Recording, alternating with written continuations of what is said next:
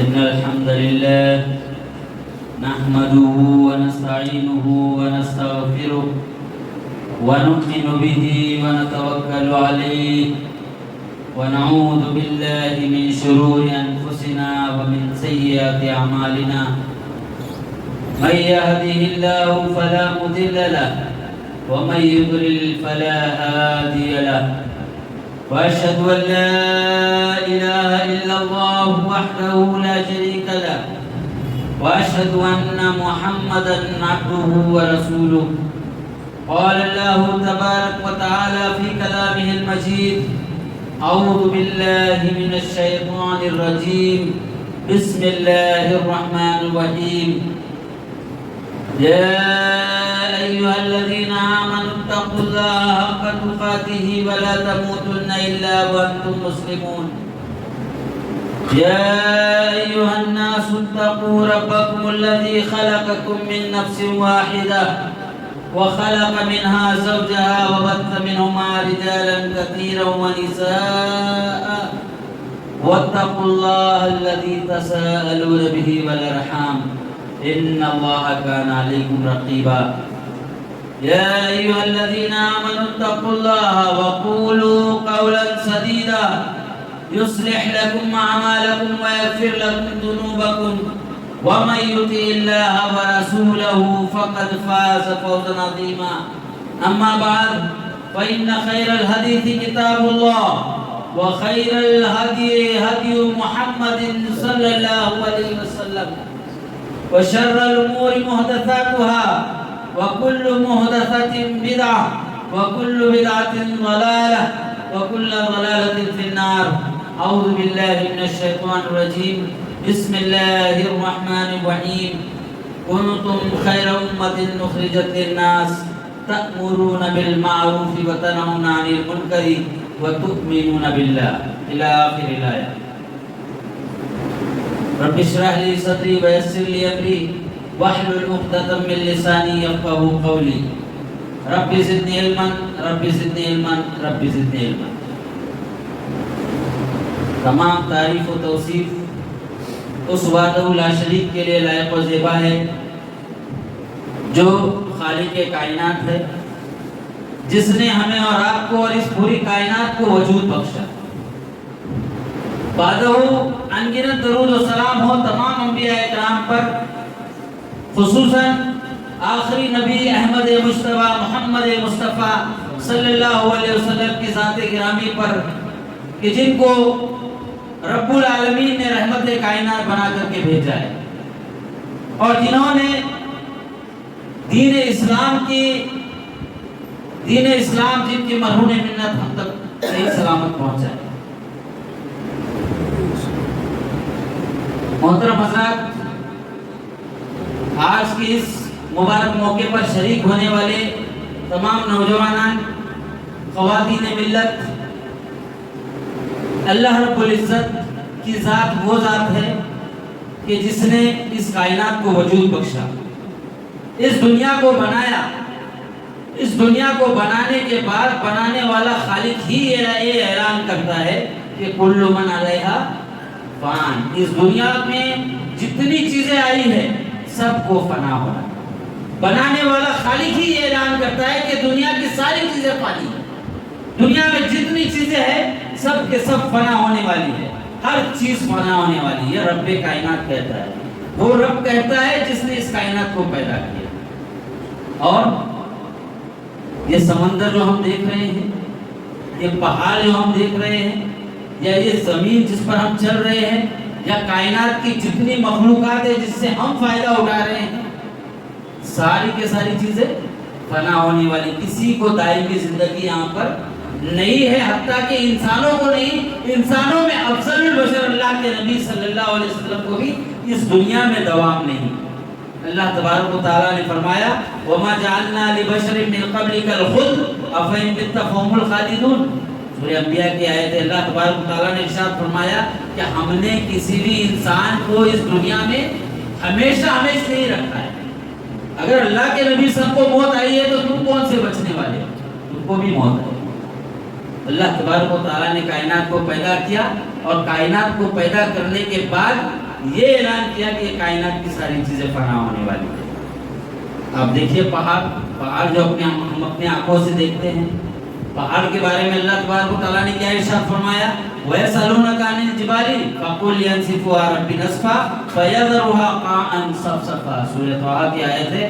اللہ تبارک و تعالیٰ نے فرمایا کہ یہ لوگ آپ کے پاس پہاڑ کے بارے میں سوال کرتے ہیں تو یہ جان لیجئے کہ یہ پہاڑ جو ہے اللہ تبارک و تعالیٰ اس کو ریزہ ریزہ کر کے اڑاتے ہیں۔ اور یہ زمین کے بارے میں اللہ نے کہا ہے زمین کو صاف میدان کر کے اللہ تبارک و تعالیٰ اس پہاڑ کو صاف میدان کر کے چھوڑ دے۔ زمین کے بارے میں فرمایا کلا اذا دکت الارض دکا دکا وجاء ربک والملک صفا صفا وجیء یومئذ بجہنم یومئذ یتذکر الانسان وانى له الذکری یقول یا لیتنی قدمت لحیاتی فیومئذ لا یعذب عذابه احد ولا یوثق وثاقه احد یا ایتها النفس المطمئنہ ارجعی الی ربک راضیۃ مرضیہ فادخلی فی عبادی وادخلی جنتی۔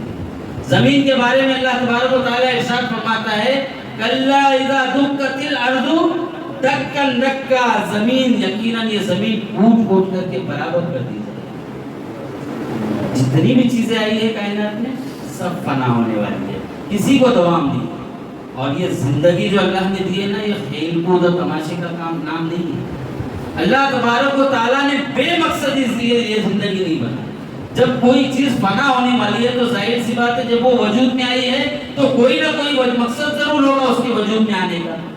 اللہ تبارک و تعالیٰ نے انسان کو بنایا ہے، اس دنیا میں وجود بخشا ہے، تو ظاہر سی بات ہے ایک انسان کو اللہ تبارک و تعالیٰ نے کسی مقصد کے تحت ہی پیدا کیا ہو۔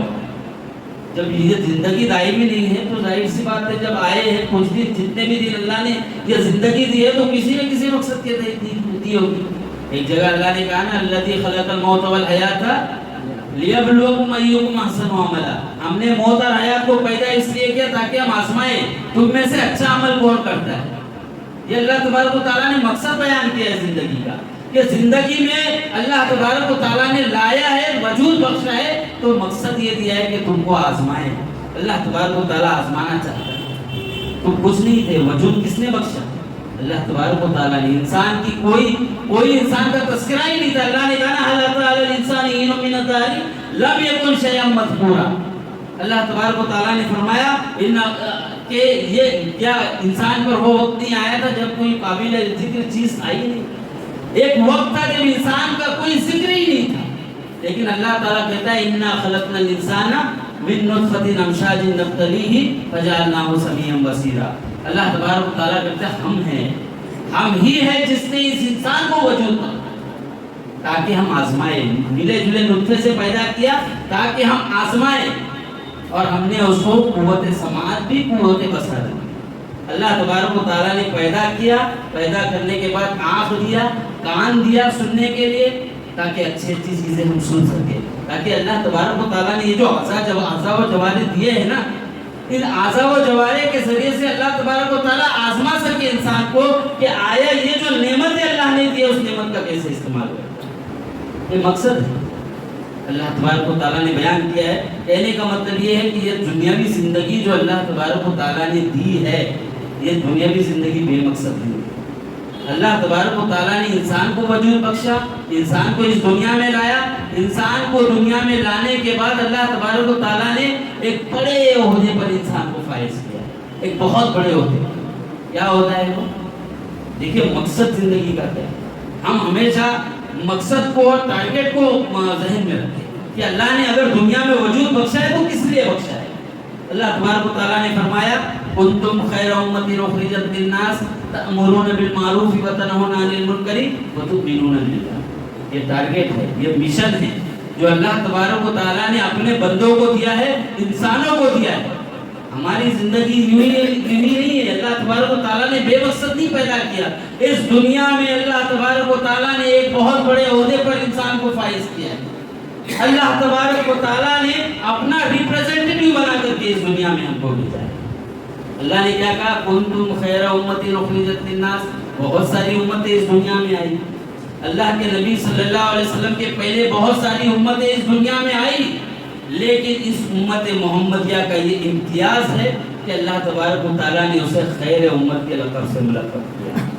اللہ نے کہا کہ تم خیر امت ہو، امت میں سب سے بہترین امت اگر کوئی ہے تو محمد عربی صلی اللہ علیہ وسلم کی امت۔ یہ اللہ کے نبی صلی اللہ علیہ وسلم کی شان اور مقام و مرتبے کی ایک اعلیٰ مثال ہے کہ اللہ تبارک و تعالیٰ نے اس نبی کو مبعوث کرنے کے بعد اس نبی کی امت کو خیر امت کرایا۔ اللہ نے کہا تم بہترین امت ہو، کیوں؟ بہترین امت ہو کیوں؟ ٹھیک ہے، اللہ نے بنایا، بہترین امت بنایا، لیکن اس کے ساتھ کچھ ڈیوٹیز بھی تھی، کچھ رسپانسبلٹیز بھی تھی۔ خیر امت کیوں ہو اس کی وجہ بھی بتائی، اس کے اسباب بھی بتائے۔ اللہ تبارک و تعالیٰ نے فرمایا کہ کنتم خیر امت اخرجت للناس، تم لوگوں کے لیے نکالی گئی۔ پہلا سبب کیا ہے؟ لوگوں کے لیے نکالی گئی ہو۔ اس بات یہاں یہ نقطہ سمجھ میں آتا ہے، اس بات کو اچھی طرح ذہن نشین کر لو، جہاں جہاں میری آواز پہنچتی ہے یہ بات سن لو، یہ زندگی جو اللہ تبارک و تعالیٰ نے دی ہے نا، یہ زندگی اپنے لیے نہیں ہے، یہ دوسروں کے لیے۔ اللہ تبارک و تعالیٰ نے کیا کہا؟ تم لوگوں کے لیے نکالی گئی ہو، اپنے لیے نکالی نہیں گئی ہو، لوگوں کے لیے نکالی گئی ہو۔ میرا کھانا اچھا ہو، میں اتنا زیادہ کماؤں، میری لائف بہت اچھی ہو، میری لائف لگزریس ہو، میرے پاس اتنے بنگلے ہو، اتنی گاڑی ہو، میں اللہ نے یہ زندگی میں کے لیے نہیں دی ہے۔ اللہ تبارک و تعالیٰ نے یہ زندگی دی ہے تو دوسروں کے لیے دی ہے۔ ہم اپنی فکر نہ کریں، اپنی فکر کے ساتھ ساتھ دوسروں کی فکر کریں۔ ہم اپنی زندگی کی صرف فکر نہ کریں بلکہ دوسروں کی زندگی کی فکر کریں۔ آگے آئے گا آپ کو مسئلے کو واضح کرنے کے لیے انشاءاللہ چند حدیثیں بھی پیش کی جائے۔ اللہ تبارک و تعالیٰ نے فرمایا کہ تم خیر امت ہو، لوگوں کے لیے نکالی گئی ہو۔ آگے کیا کہا؟ تأمرون بالمعروف وتنہون عن المنکر وتؤمنون باللہ۔ دیکھیے امتیاز اس امت کی، اس خیر امت کے کیا وصف ہے، کیا خوبیاں ہے، اللہ تبارک و تعالیٰ نے بیان کیا۔ پہلی خوبی یہ ہے کہ تم لوگوں کے لیے نکالی گئی ہو۔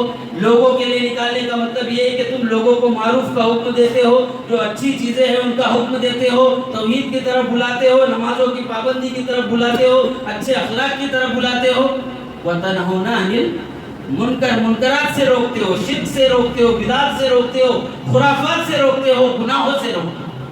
یہ تمہارا فریضہ ہے جو اللہ تبارک و تعالیٰ نے عائد کیا ہے خیر امت ہونے کے بعد۔ اگر خیر امت ہو، اگر یہ سمجھتے ہو، یہ سوچتے ہو کہ اللہ کے نبی صلی اللہ علیہ وسلم کی امت یہ ہے اور اللہ کے نبی صلی اللہ علیہ وسلم کی امت خیر امت ہے، تو آپ کو یہ کام کرنے پڑیں گے۔ آپ کو اپنے ساتھ ساتھ لوگوں کی فکر کرنی پڑے گی، اپنے ایمان کے ساتھ ساتھ لوگوں کے ایمان کی بھی فکر کرنی پڑے گی۔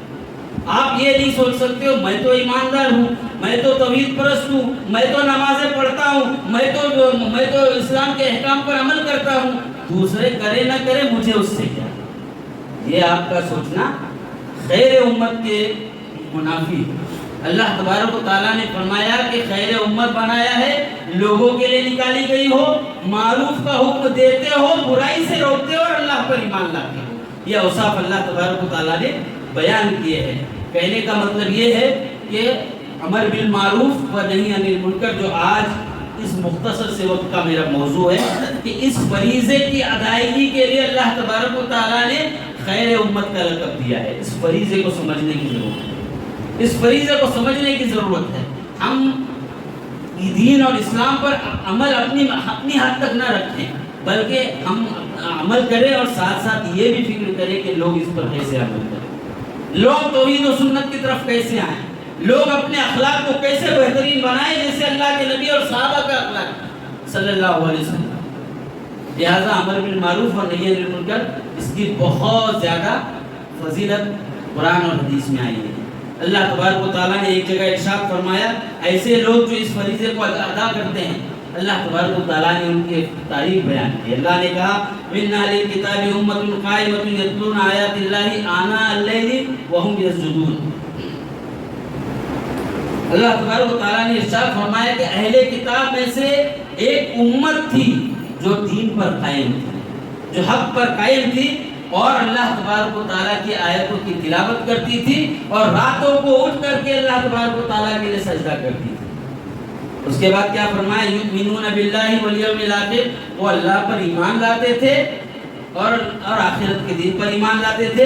وَيَأْمُرُونَ بِالْمَعْرُوفِ معروف کا حکم دیا کرتے تھے, منکرات سے روکتے تھے اور نیکیوں میں جلدی کیا کرتے تھے. اللہ نے آگے کہا وَأُولَٰئِكَ مِنَ الصَّالِحِينَ, اور یہی لوگ صالح اور نیکوکار میں سے.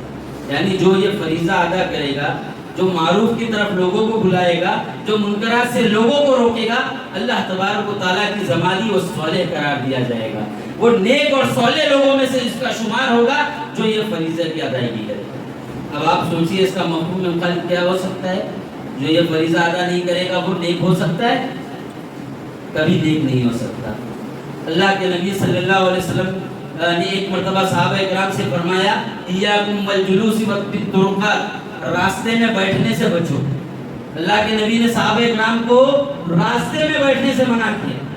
صحابہ کرام نے فرمایا اللہ کے نبی صلی اللہ علیہ وسلم, ہمارا معاملہ یہ ہوتا ہے کہ ہم راستوں میں بیٹھے سے ہمارے پاس کوئی چارہ نہیں ہے, ہم راستے پہ بیٹھتے ہیں, دین و ایمان کی بات کرتے ہیں, شریعت کی بات کرتے ہیں اور دین پر عمل کرنے کی بات کرتے ہیں, تو ہمارے پاس راستے میں بیٹھنا ضروری ہو جاتا ہے. تو اللہ کے نبی صلی اللہ علیہ وسلم نے فرمایا کہ ٹھیک ہے, اگر تمہارے لیے راستے پر بیٹھنا اتنا ہی زیادہ ضروری ہے تو یاد رکھو راستے کا حق ادا کیا کرو. راستوں کا حق کیا ہے؟ صحابہ اکرام نے پوچھا کہ راستوں کا حق کیا ہے؟ اللہ کے نبی جناب محمد رسول اللہ صلی اللہ علیہ وسلم نے فرمایا راستے کا حق یہ ہے غض البصر, نگاہوں کو پست رکھا جائے, وکف الاذى, اور اپنے ذات سے کسی کو تکلیف نہ ہو اس بات کا خیال رکھا جائے, ورد السلام, اور سلام کا جواب دیا جائے, والامر بالمعروف والنہی عن المنکر, اور امر بالمعروف کیا جائے اور نہی عن المنکر کیا جائے. یہ راستوں کے حقوق بیان کیے ہیں کہ راستے میں لوگ جو آ رہے ہیں یا جن سے آپ بات کر رہے ہو ان سے معروف بات کرو, ان کو نیکیوں کی طرف بلاؤ اور برائیوں سے روکنے کی بات کرو. آج ہمارا معاشرہ دیکھیے, ہم جب ہماری مجالسیں دیکھیے, ہم جب کہیں پر بیٹھتے ہیں راستے میں نکڑ پہ یہاں وہاں جب بیٹھتے ہیں تو کیا باتیں ہوتی ہیں؟ کبھی معروف کی باتیں کی ہم نے؟ اللہ ماشاءاللہ. اللہ تبارک و تعالیٰ ہم سب کی حفاظت کرے. معروف کا حکم دو اور برائی سے روکو, یہ راستے کے حقوق میں سے جس کو اللہ کے نبی جناب محمد رسول اللہ صلی اللہ علیہ وسلم نے بیان کیا. وہ اتنی زیادہ فضیلت حدیث میں ساری چیزیں بیان کرنا اس مختصر سے وقت میں ممکن نہیں ہے. اللہ کے نبی صلی اللہ علیہ وسلم نے کئی جگہ پر اس کو صدقے سے تعبیر کیا ہے. یہ جو آپ کرو گے نا, معروف کا حکم دو گے, برائی سے روکو گے, یہ صدقہ ہے. اللہ کے نبی کے پاس آئے بہت سارے لوگ, صحابہ کرام آئے, کہا کہ اللہ کے نبی صلی اللہ علیہ وسلم جو اہل ثروت لوگ ہیں, جو مالدار لوگ ہیں, جن کو اللہ نے مال سے نوازا ہے, وہ ہم سے نیکیوں میں سبقت لے گئے. اللہ کے نبی صلی اللہ علیہ وسلم نے پوچھا, اس کے بعد صحابہ کرام نے کہا کہ ہم جیسی نماز پڑھتے ہیں نماز ویسی وہ پڑھتے ہیں, ہم جس طرح روزے رکھتے ہیں وہ بھی روزے رکھتے ہیں, لیکن ان کو چونکہ اللہ تبارک و تعالیٰ نے مال و دولت سے نوازا ہے تو وہ لوگ اللہ کے راستے میں صدقہ کرتے, ہم نہیں کر پاتے کیونکہ ہمارے پاس مال و دولت نہیں ہے. اللہ کے نبی صلی اللہ علیہ وسلم نے کہا کہ امر بالمعروف کرو, نہی عن المنکر کرو, یہ تمہارے لیے صدقہ ہے, یہ تمہارے لیے صدقہ ہے. بہت ساری چیزیں اللہ کے نبی صاحب نے بیان کی کہ الحمدللہ کہو, سبحان اللہ کہو, لا الہ الا اللہ کہو, یہ ساری چیزیں صدقوں میں شمار ہے. وہیں پر اللہ کے نبی صلی اللہ علیہ وسلم نے یہ بیان کیا کہ لوگوں کو معروف کا حکم دو, برائی سے روکو, دعوت دین کا کام کرو, توحید اصلاح, توحید و سنت کی نشر و اشاعت کا کام کرو, یہ تمہارے لیے صدقے کا کام کرے گی. آپ ثواب میں اجر و ثواب میں تم ان سے برابر ہو جاؤ. تو کہنے کا مطلب یہ ہے کہ اس کی بہت زیادہ فضیلت اور بہت زیادہ اہمیت بیان کی ہے. جب معاشرے میں برائیاں پھیل نہیں ہو, ہر آئے دن فساد بڑھتا جب آپ دیکھو معاشرے پر نظر دوڑاؤ, باریک بینی سے نظر دوڑائی جائے, آپ کو پتہ چلے گا کہ آئے دن ایک نیا فتنہ ہمارے سامنے آتا ہے, آئے دن ایک نیا فتنہ ہمارے سامنے آتا ہے. لیکن ایسے میں اللہ تبارک و تعالیٰ نے ہم کو یہ ذمہ داری دی ہے خیر امت ہونے کے ناطے کہ ہم معروف کا حکم دے, برائی سے روکیں. اگر ہم ایسا نہیں کریں گے تو اللہ تبارک و تعالیٰ کا فساد, اللہ تبارک و تعالیٰ کا عذاب آئے گا اور اس میں ہم لوگ بھی شامل ہوں گے. وہ لوگ بھی شامل ہوں گے جو برے کام کرتے ہیں اور وہ لوگ بھی شامل ہوں گے جو برے کام سے روکتے نہیں ہیں. اللہ تبارک و تعالیٰ نے ارشاد فرمایا وَاتَّقُوا فِتْنَةً لَا تُصِيبَنَّ الَّذِينَ ظَلَمُوا مِنْكُمْ خَاصَّةً وَاعْلَمُوا أَنَّ اللَّهَ شَدِيدُ الْعِقَابِ. اللہ نے کہا کہ بچو ایسے فتنے سے جو صرف ان لوگوں پر نہیں آئے گا جن لوگوں نے ظلم کیا, صرف ظالموں پر وہ فتنہ نہیں آئے گا, بلکہ سارے لوگوں کو اپنی چپیٹ میں وہ فتنہ لے لے گا. لہٰذا اللہ تبارک و تعالیٰ نے کہا وَاعْلَمُوا أَنَّ اللَّهَ شَدِيدُ الْعِقَابِ، اور جان لو کہ اللہ تعالیٰ بہت زیادہ سخت عذاب والا ہے. علامہ محمد شنقیطی رحمۃ اللہ علیہ اس آیت کی تفسیر میں بیان کرتے ہیں کہ یہ فتنہ جو اللہ نے بیان کیا اس آیت میں، جس سے ظالم اور غیر ظالم سب دو چار ہوتے ہیں، اس سے مراد وہ لوگ ہیں جو اپنی سوسائٹی میں، اپنے سماج میں، اپنے محلے میں، اپنے پڑوس میں، اپنے آس پاس میں، اپنے گاؤں میں برائی دیکھے، بے حیائی دیکھے، لیکن اس پر نکیر نہ کرے، اس کو روکنے کے لیے کوشش نہ کرے، اس کے سدباب کے لیے کوشش نہ کرے. تو وہ لوگ تو شامل ہوں گے جو برائی کرتے ہیں، لیکن وہ لوگ بھی اس فتنے میں مبتلا ہوں گے جو اس سے روکتے ہیں. اللہ تبارک و تعالی ہم سب کی حفاظت کرے. اللہ تبارک و تعالی ہمیں حق بات کہنے کی رب العالمین توفیق دے، ہمت اور حوصلہ دے اللہ تبارک و تعالی کہ ہم حق کو حق کہے، حق کی طرف لوگوں کو بلائے اور باطل سے ہم لوگوں کو روک سکیں. اسی طرح آپ دیکھیں اللہ کے نبی صلی اللہ علیہ وسلم نے ایک جگہ دیکھے ڈرانے والی بات ہے، ڈرنے والی بات ہے. اللہ کے نبی صلی اللہ علیہ وسلم کی احادیث پڑھیے اس معاملے میں. اللہ کے نبی صلی اللہ علیہ وسلم کی ایک حدیث ہے، اللہ کے نبی صلی اللہ علیہ وسلم نے فرمایا مروا بالمعروف وانہوا عن المنکر قبل ان تدعوا فلا یستجاب لکم، کہ معروف کا حکم دو، برائی سے روکو. کہیں ایسا نہ ہو کہ تم دعائیں مانگتے رہے تب جاؤ اور رب العالمین تمہاری دعاؤں کو قبول نہ کرے. اللہ اکبر، کتنی ڈرنے والی بات ہے. آج ہم دعائیں کرتے ہیں نا اللہ تعالیٰ سے، بہت سارے لوگ تو یہ بولتے ہیں میں جو اتنی دعا کرتا قبول ہی نہیں ہوتی دعا. اپنے گریبانوں کو جھانک کے اپنے وجود کو چیک کرے کہ ایسا تو نہیں کہ یہ جو فریضہ اللہ نے عائد کیا اس سے ہم بہت دور ہو چکے ہیں. کہیں ایسا تو نہیں کہ اس فریضے کی ادائیگی نہ کرنے کی بنا پر اللہ تبارک و تعالیٰ ہماری دعاؤں کو بھی نہیں قبول کر رہا ہے. اللہ کے نبی صلی اللہ علیہ وسلم نے ایک جگہ فرمایا والذی نفسی بیدہ لتأمرون بالمعروف وتنہون عن المنکر او لیوشکن اللہ ان یبعث علیکم عقابا منہ ثم تدعونہ فلا یستجاب لکم. صحیح مسلم کی حدیث ہے، صحیح ترمذی کی حدیث ہے. اللہ کے نبی صلی اللہ علیہ وسلم نے فرمایا کہ قسم ہے اس ذات کی جس کے ہاتھ میں میری جان ہے. اللہ کی قسم کھا کر کے کہہ رہے تم ضرور پر ضرور معروف کا حکم دو، تم ضرور پر ضرور لوگوں کو نیکی کی طرف بلاؤ، تم ضرور پر ضرور لوگوں کو برائیوں سے روکو. یا کہیں ایسا نہ ہو یا ورنہ قریب ہے کہ اللہ تبارک و تعالیٰ کا عذاب تم پر نازل ہو جائے، تم اللہ سے دعا مانگتے رہ جاؤ، اللہ تبارک و تعالیٰ تمہاری دعاؤں کو قبول کرے. آج فتنے پیدا پہ عذاب کی شکل میں آ رہے ہیں نا ہمارے اوپر. ہم لوگ دعائیں کرتے ہیں، ہم لوگ ڈھنڈورا پیٹتے ہیں کہ ہمارے اوپر مسلم سماج ہونے کے باوجود ہمارے اوپر اتنی زیادہ مصیبتیں، اتنی زیادہ عذاب اللہ تبارک و تعالیٰ کے آئے ہوئے ہیں. چیک کرو بھئی ایسا تو نہیں کہ اس فریضے سے ہم بہت دور ہو چکے ہیں. اللہ تبارک و تعالیٰ اللہ کے نبی صلی اللہ علیہ وسلم نے سبب بیان کیا، یہ سبب ہے، دعائیں کرتے رہیں. فتنے پھیل رہے ہیں اور تاریکیاں پھیل رہی ہیں، آگ بھڑک رہی ہے، امن و امان مفقود ہے. لیکن ہم کیا سوچتے ہیں، ہم تو نمازیں پڑھ رہے ہیں، ہمیں دوسروں سے کیا ملا، ہم تو توحید و سنت پر عمل کر رہے ہیں، ہمیں دوسروں سے کیا لینا دینا ہے. یہ چلے گا نہیں. اللہ تبارک و تعالیٰ نے یہ فریضہ اگر عائد کیا ہے تو اس فریضے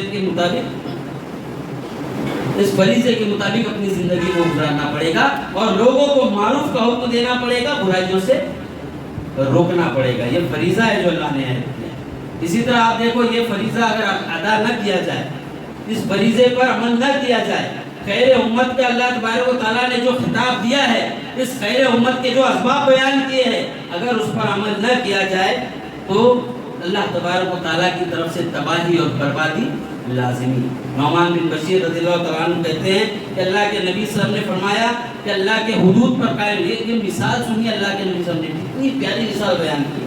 اللہ کے حدود پر قائم رہنے والے اور اس کے خلاف کرنے والے کی مثال ایسے لوگوں کی سی ہے جنہوں نے ایک کشتی کے سلسلے میں قرآن نازل کی. ایک کشتی ہے، بہت سارے لوگ اس میں سوار ہونا چاہ رہے ہیں اور انہوں نے قرآن نازل کی کہ اس کشتی کے اوپر کون بیٹھے گا، نیچے کون بیٹھے گا. قرآن میں کچھ لوگوں کا نام آیا کہ وہ لوگ اوپر بیٹھیں گے، کچھ لوگوں کا نام آیا کہ وہ لوگ نیچے بیٹھیں گے. اب کشتی میں سوار ہوئے، جن کا نام اوپر میں نکلا وہ لوگ اوپر بیٹھ گئے، جن کا نام نیچے نکلا وہ لوگ نیچے بیٹھ گئے. اوپر والوں کو پانی بآسانی میسر ہوتا ہے، پانی وہ لوگ نکال لیتے ہیں اوپر سے، لیکن نیچے والوں کو پانی لینے کے لیے اوپر جانا پڑتا ہے، کیونکہ وہ کشتی پیک ہونے کی وجہ سے اوپر جانا پڑتا ہے، وہاں سے پانی نکالتے ہیں. اب نیچے والے یہ سوچنے لگ جائیں کہ کشتی میں ہم لوگ سوراخ کرتے ہیں, ہم کو پانی لینے اوپر جانا پڑتا ہے, کیوں نہ کشتی میں سوراخ کیا جائے تاکہ پانی ہم یہاں سے لے, اوپر جانے کی ضرورت نہیں ہوگی, جس کی وجہ سے اوپر والوں کو بھی تکلیف نہ ہو اور ہم کو بھی تکلیف نہ ہو. اگر وہ کشتی میں سوراخ کرے تو کیا ہوگا؟ ایک تو وہ لوگ بھی ڈوبیں گے جو نیچے ہیں, وہ لوگ بھی ڈوبیں گے جو اوپر. اگر اوپر والے ان کو منع کرے تو سارے لوگ بچ جائیں گے, لیکن اگر اوپر والے منع نہ کرے تو اوپر والے بھی گئے, نیچے والے بھی گئے. یہ مثال اللہ کے نبی صلی اللہ علیہ وسلم نے بیان کی ہے کہ اگر آپ دین پر عمل کر رہے ہو, دین اسلام پر عمل کر رہے ہو, مذہب اسلام کے احکام پر عمل کر رہے ہو, توحید و سنت کو فالو کر رہے ہو, لیکن آپ کے سامنے دوسرے لوگ فالو نہیں کر رہے ہیں, تو آپ کا اپنا عمل کرنا یہ آپ کے لیے کافی نہیں ہے. آپ کو یہ بھی فکر کرنی پڑے گی کہ میرے ساتھ والے لوگ کیسے اس پر عمل کریں, توحید و سنت پر کیسے آئیں, اس فریضے کی ادائیگی اپنی طرف سے کیسے کریں, اس کی فکر آپ کو کرنی پڑے گی. میرا ساتھی ہے وہ شرک میں مبتلا ہے, میرا ساتھی ہے جو بدعت پر عمل کر رہا ہے, میرا ساتھی ہے جو نمازوں کی پابندی نہیں کرتا, میرا ساتھی ہے جو گناہوں میں ملوث ہے, منشیات کا استعمال کر رہا ہے, زنا میں ملوث ہے اور دیگر گناہوں میں ملوث ہے. مجھے یہ ٹینشن اور یہ فکر ہونی چاہیے کہ میں اس کو کیسے بدلاؤں, کیسے اس کو میں مذہب اسلام کی تعلیمات سے روشناس کراؤں, کیسے میں اس کو توحید و سنت کی طرف لاؤں, کیسے میں ان کو گناہوں سے پاک رہنے کی, دور رہنے کی تلقین کروں. اس بات کی فکر مجھے ہونی چاہیے, اس بات کی ٹینشن مجھے ہونی چاہیے, ورنہ کشتی والوں کا معاملہ ہوگا, اوپر والوں نے روکا نہیں, دونوں گئے. اس کے لیے اس فریضے کی اہمیت کو سمجھو, بہت بڑا فریضہ ہے یہ, چاہے کوئی رہے چاہے کوئی نہ رہے, ہم ہیں. اللہ تبارک و تعالیٰ نے جب تک جان رکھی ہے, جتنی طاقت اور صلاحیت دی ہے, اس فریضے کی ادائیگی کے لیے ہم کوشاں رہے, اس فریضے کی ادائیگی کے لیے ہم خوش رہے. اور اللہ تبارک و تعالیٰ نے ایک جگہ لعنت, اگر یہ فریضہ ادا نہیں کرو گے تو اللہ تبارک و تعالیٰ کی لعنت کی مستحق بنے گی. اللہ تبارک و تعالیٰ اپنی رحمت کے سب کو لے لے, لعنت سے دور کرے. اللہ تبارک و تعالیٰ نے ارشاد فرمایا, لعن الذین کفروا من بنی اسرائیل علی لسان داؤد و عیسی ابن مریم ذلک بما عصوا وکانوا یعتدون کانوا لا یتناہون عن منکر فعلوہ لبئس ما کانوا یفعلون. سورہ مائدہ کی آیت ہے. اللہ تبارک و تعالیٰ نے ارشاد فرمایا کہ کافر جو بنی اسرائیل کے کافر تھے, ان کو داؤد علیہ السلام اور عیسیٰ بن مریم علیہ السلام کی زبانی لعنت کی, کیونکہ وہ اللہ کی نافرمانی کیا کرتے تھے, اور جو کام ان کے سامنے برائی ہو رہی تھی اس پر وہ نکیر نہیں کرتے تھے, برائیوں پہ نہی انیر منکر نہیں کرتے تھے, برائیوں سے روکتے نہیں تھے لوگوں کو. اس لیے اللہ تبارک و تعالیٰ نے ان پر لعنت کی. اللہ کی لعنت کے موجب ہو جائیں گے اگر ہم یہ فریضہ ادا نہیں کریں گے. لہٰذا برائیوں پر خاموش رہنا, بے حیائیوں پر خاموش رہنا, یہ اللہ تبارک و تعالیٰ نے اس لیے ہم کو خیر امت نہیں بنایا ہے. اللہ تبارک و تعالیٰ نے خیر امت بنایا ہے تو اس خیر امت کے تقاضوں کو پورا کیا جائے. اللہ نے خیر امت بنایا ہے تو اس بات کو ہمیشہ ذہن میں رکھیں کہ اللہ تبارک و تعالیٰ خیر امت بنانے کے ساتھ ساتھ جو فریضہ ہے اور جو ذمہ داریاں ہم پر, جو ڈیوٹیز ہم پر دی ہے, اس کی ادائیگی ہم کو کرنا پڑے گی. آپ یہ نہ سوچو کہ فلاں آدمی تو کر رہے ہیں میں کیوں کروں, بھئی آپ کرو. اللہ نے آپ کو طاقت دی ہے, اللہ تبارک و تعالیٰ نے آپ کو جذبہ دیا ہے, آپ اس جذبے کے لیے آپ کی طرف سے فریضہ ادا کرو, ورنہ کہیں ایسا نہ ہو کہ ہم اللہ تبارک و تعالیٰ کے نافرمان بن جائے اور اس فریضے کو ادا نہ کرنے کی وجہ سے اللہ کا عذاب ہم پر آ جائے. خلاصہ کلام یہ ہے کہ معاشرے میں برائیاں بڑھ رہی ہیں, معاشرے میں فتنے پھیل رہے ہیں. ہم کو اللہ نے طاقت دی ہے, ہم کو اللہ نے استطاعت دی ہے, کوئی رہے کوئی نہ رہے, فلاں آدمی ہے تو کر رہا ہے میں نہیں کروں گا, ایسا نہ سوچا جائے.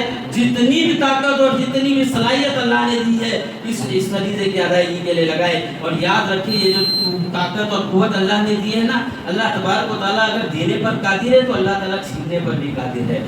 اس طاقت اور قوت کا استعمال دعوت دین کے لیے کرے, اللہ کے دین کے نشر و اشاعت کے لیے کرے. ورنہ یاد رکھو یہ جو جوانی کی عمر ہے یا یہ جو عمر اللہ تبارک و تعالیٰ نے صحیح سلامتی والی عمر دی ہے, یہ اللہ تبارک و تعالیٰ نے طاقت اور قوت دی ہے, اللہ تبارک و تعالیٰ کا سوال کرے گا. اللہ کے نبی نے فرمایا اغتنم خمسا قبل خمس, اللہ کے نبی صلی اللہ علیہ وسلم نے بیان کیا کہ 5 چیزوں سے پہلے غنیمت جانو. اس میں ایک چیز یہ ہے کہ اللہ تبارک و تعالیٰ نے اگر صحت مندی کی علامت دی ہے تو بیمار ہونے سے پہلے اس کو غنیمت جانو. مطلب یہ ہے کہ اللہ تبارک و تعالیٰ نے آج صحت مند رکھا ہے تو اللہ کے دین کی نشر و اشاعت میں اپنے آپ کو لگا. اللہ تبارک و تعالیٰ نے جوانی کی عمر دی ہے تو اس جوانی کی عمر پر اللہ تبارک و تعالیٰ کی دین کی نشر و اشاعت کے لیے لگاؤ. اللہ کے نبی کے صحابہ کو دیکھو, اللہ کے نبی صلی اللہ علیہ وسلم کی سیرت پڑھو, کیسے کیسے تکلیفیں برداشت کی صحابہ کرام نے. اللہ تبارک و تعالیٰ کے دین کی نشر و اشاعت کے لیے صحابہ کرام نے اپنی جان تک قربان کر دی. اصحاب اخدود کا واقعہ میں آخر میں بیان کروں گا, بہت لمبا واقعہ ہے, اس پہ یہ سمجھ میں آ جائے گا کہ اللہ کے نبی صلی اللہ علیہ وسلم کی دین کی دعوت کے لیے ہم کو کتنے فکر مند رہنا چاہیے, ورنہ یہ عمر کے بارے میں اللہ سوال کرے گا. اللہ کے نبی نے فرمایا تھا نا, 5 چیزوں کے بارے میں جب تک سوال نہیں کیا جائے گا ابن آدم کے قدم ہٹیں گے نہیں. اس میں سے ایک چیز یہ ہے کہ یہ عمر اللہ نے دی ہے نا, 40 سال کی, 30 سال کی, 50 سال کی, 60 سال کی, 70 سال کی, جتنی عمر دی ہے اس عمر کو کہاں گوایا. اللہ تبارک و تعالیٰ سوال کرے گا. لہذا اللہ تبارک و تعالیٰ کی جواب دہی کے لیے, اس سوال کی جواب دہی کے لیے ہمیں اپنی سے تیاری کرنی ہے. اللہ تبارک و تعالیٰ کے دین کے نشر و اشاعت کے لیے ہمیں کام کرنا ہے. آپ کو کتنی بھی تکلیفیں آئے, صحابہ اکرام کو پڑھو, صحابہ اکرام کی سیرت کو پڑھو. اللہ کے دین کے نشر و اشاعت کے لیے کتنی تکلیفیں انہوں نے برداشت. آج ہم تھوڑی سی تکلیف نہیں برداشت کر سکتے, آج ہم تھوڑی سی تکلیف برداشت نہیں کر سکتے. صحابہ نے تو اپنی جان تک گنوائی. آخر میں اصحاب اخدود کا واقعہ بیان کر کے اپنی بات کو ختم کروں گا, وقت ختم ہو گیا ہے, بڑا لمبا واقعہ ہے. بس اس لیے یہ واقعہ بیان کرنا ہے کہ اصحاب اخدود کے واقعے کو سامنے رکھیں. بہت ساری عبرتیں اور نصیحتیں ہیں, ان ساری عبرتوں اور نصیحتوں میں نہیں جانا چاہوں گا. اللہ کے نبی صلی اللہ علیہ وسلم نے فرمایا کہ تم سے پہلے ایک بادشاہ ہوا کرتا تھا, اس کے ساتھ اس کا ایک جادوگر ہوا کرتا تھا. وہ جادوگر بوڑھا ہو گیا تو اس جادوگر نے بادشاہ سے کہا کہ بادشاہ سلامت, میں تو بوڑھا ہو گیا ہوں, آپ کو چونکہ روزانہ آپ جادو کے کرتب دکھانا ہے تو آپ کسی بچے کو میرے پاس بھیج دیجئے تاکہ میں اس کو ٹرین کر سکوں, اور میرے بعد بھی آپ کے جادو کا یہ کرتب, یہ جادو کا کھیل چلتا رہے. بادشاہ سلامت نے ایک بچے کو دے دیا اس جادوگر کے پاس, کہا کہ اس کو جادو سکھاؤ. وہ اس کو جادو سکھانے لگے. بادشاہ نے اس کو جادو سکھایا. جب بچہ روزانہ اس سے جادو سیکھتا تھا, جادو کے کرتب سیکھا کرتا تھا, اور جہاں سے بچہ آیا کرتا تھا وہاں سے جادوگر کے پاس آنے میں بیچ میں ایک عیسائی راہب پڑتا تھا. عیسائی راہب, عیسائی پادری پڑتا تھا. اس کے یہاں جب بچہ آنے لگا تو ایک مرتبہ اس کے بعد دیکھا کہ عیسائی راہب کچھ پڑھ رہا ہے, وہاں گیا, اس کے بعد بیٹھا. اس کے بعد بیٹھا تو اس کی باتیں اچھی لگنے لگی, چونکہ دین اور ایمان کی باتیں کیا کرتا تھا, اچھی باتیں کیا کرتا تھا. عیسائی راہب کے پاس بیٹھا, اس نے چند باتیں اس سے سیکھ لی, اس کو اچھی لگی. روزانہ اس کا معمول یہ ہوا کہ وہ گھر سے نکلتا, پہلے عیسائی راہب کے یہاں جاتا, پھر آگے بادشاہ جادوگر کے یہاں جاتا. صحیح مسلم میں اور صحیح بخاری کے واقعہ موجود ہے. اس کے بعد روزانہ کا اس کا معمول ہو گیا. اب جادوگر کیا کرنے لگا, چونکہ یہ لیٹ آتا تھا, آتے وقت پہلے عیسائی پادری کے یہاں رہتا تھا, پھر وہاں آتا تھا, تو جادو اس کے وقت میں نہیں آتا تھا, لیٹ آنے کی وجہ سے جادوگر اس کو مارتا تھا. روزانہ مارنا شروع کر دیا جادوگر نے. اب اس بچے نے اس عیسائی راہب کو بتایا کہ میں جب جاتا ہوں تو بادشاہ جادوگر مجھے مارتا ہے, جادوگر مجھے بہت مارتا ہے. تو عیسائی پادری نے کہا کہ جب جادوگر سے تم ڈرے, وہ تجھ کو مارنے لگے, تو اس سے کہہ دینا کہ مجھے گھر پہ روک دیا, گھر والوں نے روک دیا تھا, اور یہاں سے جاؤ گھر والے مارنے لگے, گھر والوں سے تو ڈرے, تو یہ کہنا کہ مجھے جادوگر نے روک رکھا تھا.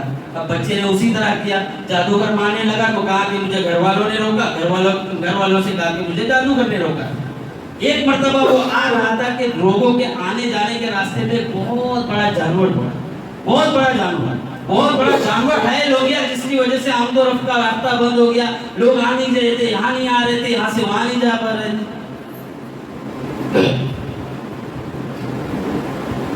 اب لوگ آ جا نہیں رہے تھے, اس کی وجہ سے پھر اس بچے نے سوچا کہ آج اچھا موقع ہے, آج میں دیکھ لوں کہ اس عیسائی راہب کی باتیں اچھی ہیں یا جادوگر کی باتیں اچھی ہیں. اس نے ایک پتھر اٹھایا اور کہا یا الہی, اگر اس عیسائی راہب کی باتیں تجھے جادوگر سے زیادہ اچھی لگتی ہے تو اس پتھر سے اس جانور کو ختم کر دے. یہ کہہ کر اس نے پتھر مارا, وہ جانور ختم ہو گیا جگہ پر, اور لوگوں کا آنے جانے کا راستہ شروع ہو گیا. لوگ آنے جانے لگے, لوگ اس طرف آنے لگے, اس طرف جانے لگے. اب یہی واقعہ اس نے عیسائی راہب کو بتا دیا کہ ایسا میرے ساتھ ہوا, ایک جانور آیا تھا, میں نے پتھر مارا, یہ کہہ کر کے. اس عیسائی راہب نے کہا کہ تم اس مقام پر پہنچ گئے ہو کہ اب تمہیں آزمایا جائے گا, تمہارے سامنے بہت ساری ابتلا اور آزمائشیں آئے گی, بہت ساری پریشانی اور تکلیفیں جھیلنا پڑے گی, اور جب اس آزمائش کا موقع آئے تو کسی بھی صورت میں میرا نام مت بتا. کیا کہا اس نے, آزمایا جائے گا تم کو, لیکن آزمائش کی گھڑی میں میرا نام مت بتانا. اب اس بچے کے پاس اللہ تبارک و تعالیٰ نے یہ صلاحیت دی تھی کہ وہ کوڑی کے مریض اور جو نابینا ہے ان کو ٹھیک کیا کرتا ہے. یہ صلاحیت اللہ نے اس بچے کے اندر دی تھی. اب بادشاہ کا ایک وزیر تھا, ایک مسائب تھا جو بادشاہ کے دربار میں حاضر ہوا کرتا تھا. وہ نابینا تھا, وہ دیکھ نہیں سکتا تھا. اب وہ بچے کو پتا ہے, اس مسائب کو یا اس بادشاہ کے درباری کو پتا لگا کہ ایک بچہ ہے جس کے پاس ایسی صلاحیت موجود ہے کہ اس کے پاس نابینا جائے تو وہ ٹھیک ہو جاتا ہے. وہ بچے کے پاس کہا کہ یہ جتنے تحفے تحائف ہے وہ سب تم لے لو, یہ جتنا مال ہے سب تم لے لو, میری بینائی واپس لوٹا دو. اب اس نے بینائی واپس لوٹائی, لیکن اس بچے نے پہلے کہا کہ یہ بینائی لوٹانا یہ میرا کام نہیں ہے, اللہ تبارک و تعالیٰ کا کام ہے. دیکھیں کون سے ماحول میں اللہ تبارک و تعالیٰ کے توحید کی دعوت دے رہا ہے وہ بچہ. پورے واقعے کو غور سے سنیں, واقعہ بیان کرنے کا ایک مقصد ہے جو آپ کو سمجھانا مقصود ہے. اس بچے نے کہا کہ یہ جو بینائی ہے یہ میرے ہاتھ میں کچھ نہیں ہے, اللہ تبارک و تعالیٰ کا کام ہے, اللہ تبارک و تعالیٰ کی. اگر تم اللہ پر ایمان لاؤ گے, میں تم کو اگر تمہاری بینائی واپس لوٹاؤں گا, تم اللہ پر ایمان لاؤ تبھی میں تمہاری بینائی واپس لوٹاؤں گا. اس بچے اس مسائل نے کہا کہ ٹھیک ہے. جب اس کو آنکھیں مل رہی ہے تو اس نے کہا کہ ہاں میں ایمان لاتا ہوں اللہ پر. اس بچے لہٰذا جب ایمان لایا اس کی آنکھیں ٹھیک ہو گئی, اللہ نے اس کی آنکھیں ٹھیک کر دی. اور اس بچے نے کہا تھا کہ یہ میرا کمال نہیں, اللہ کا کمال ہے. اب یہ درباری گیا بادشاہ سلامت کے پاس, روزانہ بادشاہ کے پاس جانا تھا, وزیر تھا بادشاہ کا. بادشاہ نے اس کو پوچھا کہ یہ بینائی تمہاری کیسے لوٹی؟ کہا کہ میرے مالک نے ٹھیک کیا. کہا کہ میرے سوا تیرا مالک کون ہے؟ کہا میرا مالک تمہارا مالک دونوں کا مالک اللہ تبارک. کیا کہا؟ دونوں کا مالک اللہ تبارک ہوتا ہے. اس کے بعد اس کو مارنا شروع کر دیا بادشاہ نے. بادشاہ کے آدمیوں نے اس کو مارنا شروع کیا. اس نے پھر مار نہ برداشت ہوتے ہوئے بچے کا نام لے لیا, بچے کو بلایا گیا, بچے کو مارنا شروع کیا. بچے نے عیسائی راہب کا نام بتا دیا. عیسائی راہب کو لایا گیا اور کہا گیا کہ تم اپنے دین سے پھر جاؤ, اپنے ایمان سے پھر جاؤ, یہ تکلیفیں برداشت ہوتی ہے, اپنے دین اور ایمان سے پھر جاؤ. اس نے کہا کہ میں ایمان سے نہیں پھر سکتا, لہذا آرے سے اس آدمی کو, اس عیسائی راہب کو چیرا گیا. آرے سے اس عیسائی راہب کو چیرا گیا ایمان سے نہ پھرنے کی وجہ سے. اس کے بعد اس مسائب کو لایا, اس بادشاہ کے درباری کو لایا گیا. کہا گیا تم ابھی اپنے ایمان سے پھر جاؤ, جو توحید و سنت پہ تم آئے ہو, تم اللہ پر ایمان لائے ہو, اس سے پھر جاؤ. اس نے کہا کہ میں اللہ پر ایمان سے نہیں پھر سکتا, میں نہیں پھر سکتا. پھر اللہ بادشاہ سلامت نے اس کو بھی مار دیا. اس کے بعد بچہ صرف وہ چھوٹا بچہ بچ گیا. اب اس بچے کو کہا کہ تم پھر جاؤ. کہا میں نہیں پھروں گا. اب بادشاہ نے سوچا کہ اگر میں بچے کو مار دوں گا تو میری بدنامی یہ ہوگی کہ بادشاہ اتنا بڑا بادشاہ ہے اور بچے پر ظلم کر رہا ہے, بچے کو مار دیا. لہٰذا اس نے ایک ترکیب سوچی. بادشاہ نے اپنے ساتھیوں سے کہا کہ اس کو لے کر کے جاؤ پہاڑ کی سب سے چوٹی پر, بڑی چوٹی پر لے کر, سب سے بڑی چوٹی پر, اور وہاں سے اس کو ڈھکیل دو. پہلے پوچھو اگر وہ اپنے دین سے پھر رہا ہے تو ٹھیک ہے, ورنہ اس کو ڈھکیل دو. اب اس کے جو اخباری مواری تھے, جو اس کے آدمی تھے, اس کو لے کر کے پہاڑ کی سب سے اونچی چوٹی پر, پہاڑ کی اونچی چوٹی پر جانے کے بعد اس سے کہا کیا تم اپنے دین سے پھر رہے ہو؟ معافی چاہتا ہوں تھوڑا بہت زیادہ ہو رہا ہے. اور اس کو کہا کہ تم اپنے دین سے پھر رہے ہو؟ کہا کہ میں نہیں پھر رہا ہوں.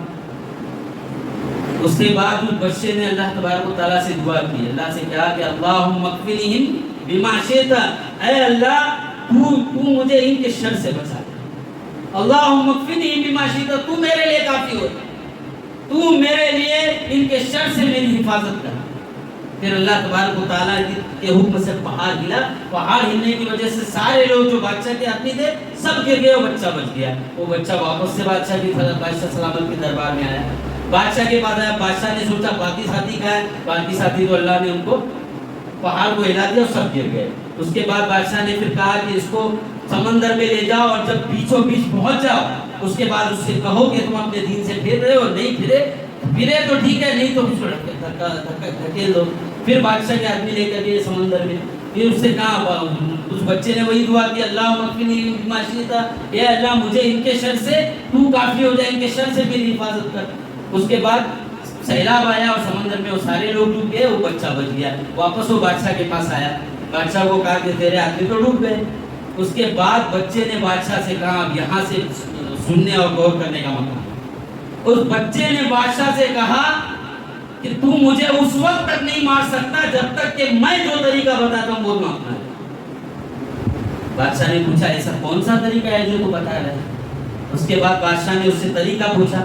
اس بچے نے کہا کہ ایک مقام پر سب کو جمع کرو، سب سے پہلے سب کو جمع کرو، ایک مقام پہ خالی میدان پہ سب کو جمع کرو، اور پھر اس کے بعد مجھے سولی پر لٹکایا جائے اور میرے ہی ترکش سے ایک تیر نکال کر یہ کہو کہ اس اللہ کے نام سے مارتا ہوں جو اس بچے کا مالک، اتنا کرو میں مر جاؤں گا۔ بچے نے دیکھی بچے کی حکمت دعوت کی، کس طرح وہ دین کی دعوت دے رہا ہے، کس طرح توحید کی دعوت دے رہا ہے۔ اس کے بعد اس بچے نے جیسا کیا بادشاہ نے ویسا، جیسا کہا بادشاہ نے ویسا ہی کیا۔ ایک میدان میں سارے لوگوں کو جتنے اس کی رعایا ہے سب کو جمع کر دیا گیا، بادشاہ کے حکم سے سب جمع ہو گئے۔ اس کے بعد اس بچے کو لایا گیا، سولی پر لٹکایا گیا، اس بچے کے تیر ترکش سے ایک تیر نکال کے بچے کی کنپٹی پر مارا۔ بچہ وہیں پر یہ کہہ کر کے مارا کہ اس اللہ کے نام سے مارتا ہوں جو اس بچے کا مالک ہے۔ مار گیا اور مر گیا بچہ۔ سارے لوگوں نے دیکھا کہ اتنے جتن کیا نہیں مرا، جب اللہ کا نام لے لیا تو وہ بچہ مر گیا۔ وہیں پر اس کی رعایا سب مسلمان ہوئے، وہیں پر سب رعایا نے اللہ تبارک و تعالیٰ کی توحید کا کلمہ پڑھی۔ اب بادشاہ کے کچھ لوگ جو ایمان نہیں لائے تھے، ایک نے تو بادشاہ سے کہا کہ تم جو نہیں چاہتے تھے وہی ہو رہا ہے۔ بچے نے مرنا برداشت کیا، لیکن دعوت دین کے لیے اپنی جان تک قربان کی۔ اس بچے نے جان تک، اس کی حکمت کو دیکھیے کس طرح اس نے اپنی جان دی۔ سب کو جمع کر دیا گیا، سب کے سامنے کہا اللہ کے نام سے مارتا ہوں جو اس بچے کا مالک ہے۔ سارے لوگ ایمان لائے۔ پھر بادشاہ نے کیا کیا، بڑی خندق کھود دی، بہت بڑی خندق کھودی، گڈھے میں آگ، خندق کھودنے کے بعد اس میں آگ جلائی گئی، اتنی بڑی آگ جلائی گئی کہ سارا گاؤں اس میں جل جائے، بہت بڑی آگ جلائی گئی۔ اور جو ایمان لائے سب کو اللہ نے آگ میں رکھ دیا، اس بادشاہ نے آگ میں رکھ دیا۔ جو بھی ایمان لاتا تھا اس سے پوچھا جاتا تم اپنے ایمان سے پھرتا ہو؟ نہیں، تو خندق میں اس کو ڈال دیا جاتا، اس آگ میں ڈال دیا جاتا۔ اس کے بعد سب لوگ ایک عورت آئی، ایک عورت دیکھیے، خواتین ملت بھی یہاں موجود ہے، ان کا مقام دیکھیے۔ ایک عورت آئی، ایک چھوٹے بچے کو لے کر کے آئی، وہ بھی ایمان لا چکی تھی، لیکن چونکہ اس کا بچہ تھا، چھوٹا بچہ تھا، اس کے لیے وہ آگ میں کودنے کے لیے ہچکچا رہی تھی۔ اس بچے کو اللہ نے قوت گویائی دی، اس بچے کو قوت گویائی دی۔ وہ بچہ کہاں ہے؟ میری ماں صبر کرو، تم حق پر۔ اتنا کہنا تھا کہ وہ ماں اپنے بچے سمیت کود گئی آگے۔ کہنے کا مطلب یہ ہے، اللہ تبارک و تعالیٰ نے اشارہ کیا ہے قتل اصحاب الاخدود النار ذات الوقود اذ هم علیہا قعود وهم علی ما یفعلون بالمؤمنین شہود۔ یہ سورہ بروج کی جو آیتیں ہیں نا، اس کی تفسیر پڑھیے، میں نے واقعہ تفصیل سے بیان کیا آپ لوگوں کے سامنے۔ اس میں سب سے بڑی جو عبرت ہے، بہت ساری عبرتیں ہیں، اس میں سے ایک اہم عبرت یہ بھی ہے کہ دعوت دین کے کام میں تکلیفیں آئیں گی، برداشت کرنا چاہیے۔ اللہ کی توحید کے نشر و اشاعت میں تکلیفیں آئیں گی، برداشت کرنا چاہیے۔ آپ یہ نہیں سوچ سکتے ہو کہ اتنا اہم کام اور اتنی بڑی ذمہ داری میں ادا کرتا ہوں تو مجھ پر تکلیفیں نہ آئے، مجھ پر اذیتیں نہ آئے، اللہ کی طرف یا لوگوں کی طرف سے کوئی تکلیف نہ ہو۔ آپ کو برداشت کر کے چلنا پڑے گی، آپ کو دعوت دین کا کام کرنا پڑے گا، اس میں تکلیفیں جو آئے اس پر صبر کرنا پڑے گا، اس کو جھیلنا پڑے گا۔ اللہ تبارک و تعالیٰ نے جو خیر امت کا لقب دیا ہے اس کے لیے آپ کو کام کرنا پڑے گا۔ جتنی بھی توانائی اللہ نے دی ہے، جتنی بھی صلاحیت اللہ نے دی ہے، جو بھی صلاحیت اللہ نے دی ہے، اس فریضے کی ادائیگی کے لیے لگائیں۔ یہی نصیحت آج کے خطبے میں ہے۔ اللہ تبارک و تعالیٰ مجھے، آپ کو، ہم تمام لوگوں کو دعوت دین کے لیے کام کرنے کی توفیق نصیب فرمائے۔ اللہ تبارک و تعالیٰ امر بالمعروف اور نہی عن المنکر کے فریضے کی اہمیت کو سمجھنے اور اس کے مطابق زندگی گزارنے، اس پر عمل کرنے کی رب العالمین توفیق دے۔ اللہ تبارک و تعالیٰ توحید و سنت کی نشر و اشاعت کی توفیق دے۔ اللہ تبارک و تعالیٰ ہمارے نوجوانوں کو اللہ تبارک و تعالیٰ اس فریضے کی ادائیگی کے لیے کوشاں رہنے کی توفیق عطا فرمائے۔ اللہ تبارک و تعالیٰ ہم سب کو اس کے لیے فکر مند رہنے کی توفیق عطا فرمائے۔ اللہ تبارک و تعالیٰ ہماری بستیوں میں توحید و سنت کو عام کر دے۔ اللہ تبارک و تعالیٰ ہمارے گھروں میں توحید و سنت کو عام کر دے۔ اللہ تبارک و تعالیٰ ہمارے نوجوانوں کی، ہماری ماؤں بہنوں کی، خواتین کی رب العالمین حفاظت فرمائے۔ اللہ تبارک و تعالیٰ ہمارے خواتین کو باحیا اور باغیرت بنائے، ہمارے نوجوانوں کو باحیا اور باغیرت بنائے۔ نوجوانوں کو اللہ تبارک و تعالیٰ کبائر سے، کبیرہ گناہوں سے اللہ تبارک و تعالیٰ دور کرے۔ آج منشیات کا دور ہے، نشے کی لت میں ہمارے नौजवान बहुत ज़्यादा फंसे हुए हैं, अल्लाह तबारक व तआला सारे लोगों को मुनशियात से दूर कर दे, इस गंदी और खबीस चीज़ों से रब्बुल आलमीन सबकी हिफाजत करे। अल्लाह तबारक व तआला हमारे माओ बहनों की हिफाजत फरमाए। अल्लाह तबारक व तआला हमारे नौजवानों को, माओ बहनों को, बुजुर्गों को, सबको तौहीद और सुन्नत के लिए काम करने की रब्बुल आलमीन तौफीक दे। अल्लाह तबारक व तआला हमारे घरों की इस्लाह फरमाए। अल्लाह तबारक व तआला हमें से जो परेशान हाल है सारे लोगों की परेशानियों को दूर कर दे। अल्लाह तबारक व तआला जो बीमार है उन्हें शिफाए कामिला आजिला अता फरमाए। जो इस दुनिया से चल बसे अल्लाह तबारक व तआला उनके कब्रों को नूर से भर दे, उन्हें करवट करवट जन्नत नसीब फरमाए। जो कर्ज के बोझ तले दबे हुए हैं अल्लाह तबारक व तआला उनके कर्ज की अदायगी की सबील पैदा करे। जो बेरोजगार है अल्लाह तबारक व तआला उनके रोजगार की सबील पैदा करे। अल्लाह तबारक व तआला हम तमाम लोगों की, हमारी इबादत गाहों की हिफाजत फरमाए। अल्लाह तबारक व तआला हरमैन शरीफैन की हिफाजत फरमाए। अल्लाह तबारक व तआला हमारे जो दुश्मनान इस्लाम पर नजरें गड़ाए बैठे हैं अल्लाह तबारक व तआला उनकी चाल को तू नाकाम कर दे। अल्लाह तबारक व तआला उनकी साजिशों को नाकाम कर दे। अल्लाह तबारक व तआला हासिदीन के हसद से हमारी हिफाजत फरमाए। अल्लाह तबारक व तआला जब तक जिंदा रखे इस्लाम और ईमान पर जिंदा रखे, जब हमारा खात्मा हो तो ईमान पर हो। आमीन। व आखिरु दावाना अनिल हम्दुलिल्लाहि रब्बिल आलमीन।